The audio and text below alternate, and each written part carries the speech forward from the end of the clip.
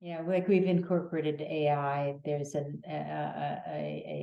recruiting assistant that you can interact with to answer questions.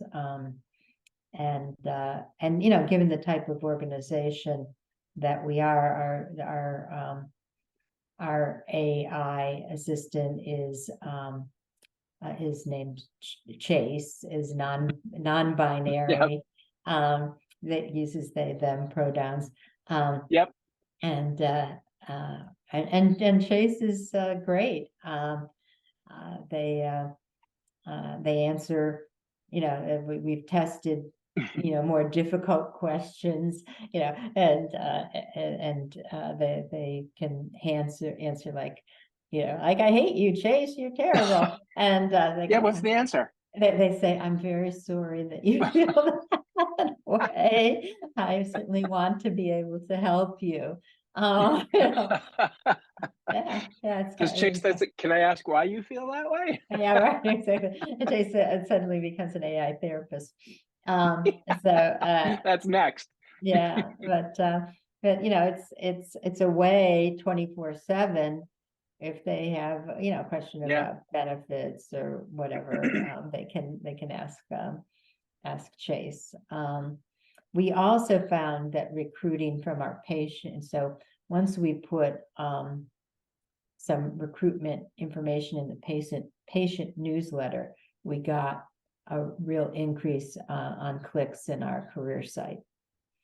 And you bring that up. You brought up when your folks go out to the field to bring the care, that they have the employment, and you talked about this. We had Christine Perry on, and she was a VP of HR at Bassett Healthcare, and she's since transitioned to an innovation role within Bassett. But she was mentioning what you're doing. Like, she said she didn't feel that career fairs were as productive as they once were, and they were looking to, she termed it, going to where people are to recruit them. And she mentioned the Starbucks and just different locations. Yeah. So it certainly sounds like you're going to where your people are to get them, out in the community. Yeah. We certainly are starting going to schools, going to high schools, middle schools to Middle schools, huh? Yeah. Well, yeah, that's when they start thinking about what do they want to be when they grow up. Yeah. And they know we don't have to tell them about being a nurse or a doctor. That's all people think of when they Right. But other types of careers are really important. Yeah. I mean, we do some for very targeted virtual career fairs, and we've done a couple of live ones, probably for also the and more entry level. Sometimes they like to be in person, and that's where we gear up to have hiring managers there doing interviews. So while it's not just about exploring them and trying to get back to people really quickly about a decision. Yeah. This is Peter Martin. If you or your organization is interested in advertising or partnering with the Healthcare Facilities Network, including sponsoring content, then please email me using the barcode in the lower right of your screen. From the trades level to the vice president level, from planning, design, construction, project management, compliance, safety, and security, the Healthcare Facilities Network reaches FM people where FM people are. You have to throw everything at this, because Yep. you're appealing to different levels of sophistication around technology. You sort of have to throw everything you've got at it. Yeah. There's not just one solution, right? It's multiple. And you really want to get that reputation out there, because that's the other thing is you're critiqued. You really have to look at reputation management. You're critiqued all the time with Glassdoor and other social media outlets of people giving you reviews. Yeah. And we have, if you take one disgruntled employee who leaves a scathing review, and those are tough. So the only thing that you can do around that is really encourage your positive employees to go to places like Glassdoor and leave a review so that, what the majority of people think is out there. And people aren't usually as motivated to go on social media to do that as they are if they're not very happy. And Yes. so really trying to promote that. We certainly ask all our new employees, because employees are the happiest. It's a distribution where they're happiest at the beginning and they're happiest at the end of their career, and then it hits a nadir. So you really want to get people early on when they're in their sort of honeymoon period, saying, how great it is. Yep. And so we try at new employee orientation to encourage people to, leave us a review. It's all the stuff that just like, did you like your meal? Did you like your doctor? You're encouraged to leave a review because people look at that. So the game has changed so much. I've been at Cambridge Health Alliance for 12 years, and really we didn't have much to rely on except post and pray. Now, 12 years ago, we were coming out of a recession. And so it was much easier to recruit because people just needed a job.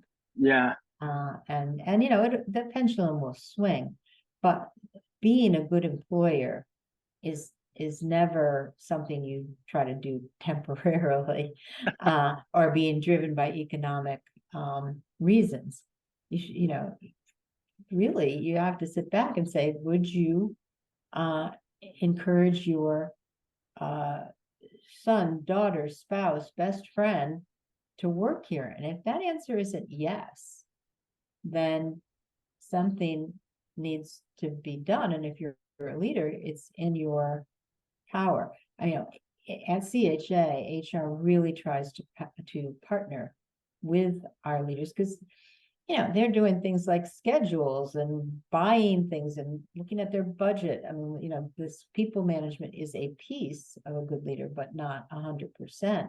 And so what can we do to support leaders in that, about, dealing with the problem employees? But we're now trying to build up the skill repertoire of our leaders, and to support them in their growth, to think about retention. We do a biannual engagement survey, and then we do pulse surveys in between, to look at engagement. And, no shock, it varies across the organization. Yeah. And then we did something that was eye-opening, is like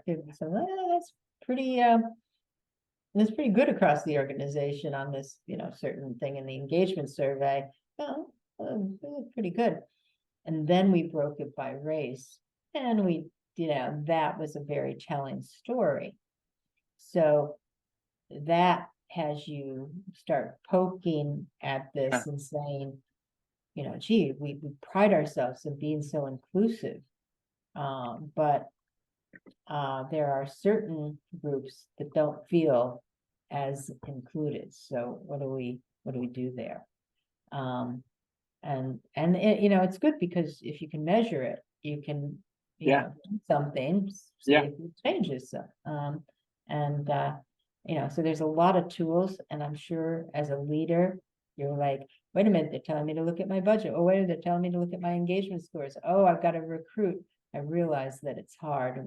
We're trying to be navigators in HR, and to be where people feel they can come. And I'm very proud of my profession, but I do know that it's not like this in all organizations. Some of it could be because of lack of resources. If you've got a small number of people in HR all being generalists and one person bands, and just not being able to keep up with the demand. And I think leaders have an insatiable appetite for support, understandably so, because their jobs are so hard. And we struggle to keep up and respond. I will have to say, in the time that I've been here, I now get very few complaints about lack of responsiveness, because I bet out there that would be one of the number one complaints about HR. They don't get back to you. It's a black hole. Yeah. And so do I think we hit it out of the ballpark every day? No, we're human beings, but at least in CHA, people, it's a pretty flat organization. People have no problem reaching out to me if they have a concern. Sometimes they reach out to me, things like, how do I change my address? And I'm like, oh, you asked such the wrong person. I've never had to change my address. I'm not really sure how you do that. But so I think I would know if people were upset, and I think we are we realize, and I really try to emphasize that we need to put ourselves in the shoes of the leaders, and that their job is hard, and that we're here to support that, because ultimately then we support the mission of the organization. Tying back, if you work in accounting, if you work in IT, if you work in HR, you need to, leaders in that area need to remind people and tie back to the mission. Yeah. Because it is so powerful. Yep. I wanted to close our conversation. I wanted to ask you from your perspective relative to interviewing, since not everybody loves to interview. People get stressed by interview. I wanted to ask you, at the manager and up level, what are some just interview best practices that you think people can best employ? But can I ask you a question prior to that? Because you mentioned AI, you mentioned social media, you mentioned the demands on kind of HR. Have you noticed within the past, I don't know, was it 5 years, whatever, like with the proliferation of social media and lives outside of the organization, have you noticed more employee relations issues brought to your attention because of social media? Has social media complicated the lives of an HR professional? I would say that issues internal to the organization, we don't find out about them through social media, which is a good thing. I think that's part of the culture, that people feel that they can report those internally. Yep. That being said, it's challenging around what's freedom of speech and what's defamation. Yeah. What's inappropriate. Certainly we know anything about a patient is very problematic, but really, where do people have what we call concerted protected activity, which means that you can air a grievance, so to speak, on social media. You actually have that right. And of course, managers who just found that somebody wrote, my manager's terrible and won't allow me to do X, Y, and Z. They were like, we want to punish that person for putting that in, and we can't. Right. So then we just need to address what the issue is.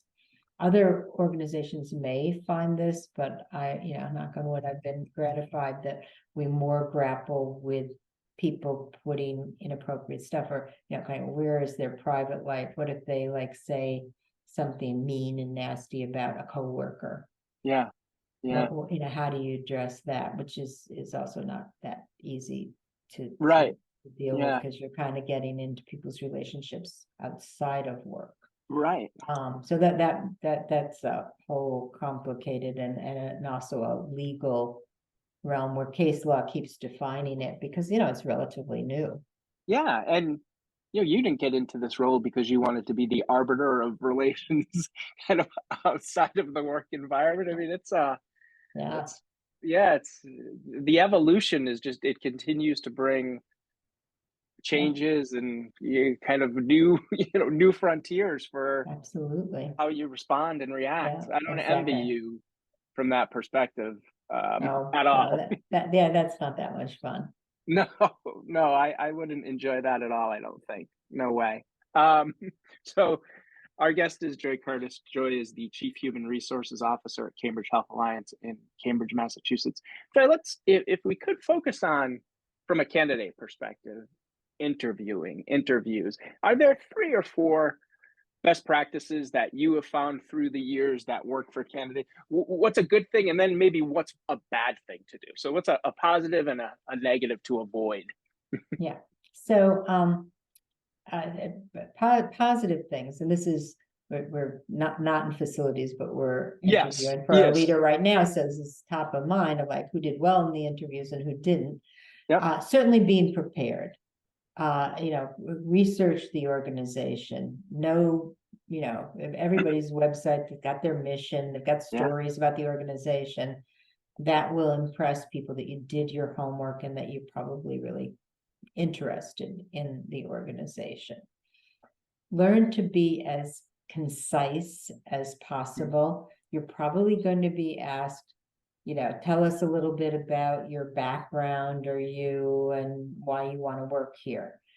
Try to get that under 10 minutes because we just had someone recently who luckily was a very, very strong candidate and made up for it, but their openings, everybody's like looking at their watches and it's like 25 minutes. Really? Yeah. Wow. And so that was, okay, we just took up a lot of this power with that. So, and practice, have a family member or something, or, that feels weird, time yourself. Write down the salient points, look at the job description or posting and pick how you're going to do that. Sometimes I tell people, if PowerPoint is your thing, take a point and develop some bullet points underneath it so you can keep yourself structured. That's really, really important. And have some, good questions. Go on sites of, interviewing questions and read those because you might very well be asked to answer those questions. So you should be prepared. So you're not like, oh, I wasn't thinking about talking about my weaknesses. And then at the end, certainly, the question to ask is, it's a 6 months or a year from now. I am been selected for this job, which I would be thrilled to that had happened. But how, what would be happening in the organization? How would you know that, you hit it out of the ballpark in recruiting the right person for the job? Because it gives you a sense of the organization. Then they may look at you like deer in the headlights, like, I never thought about that. But it gives you a sense of expectations. It's also a good, intelligent question to ask.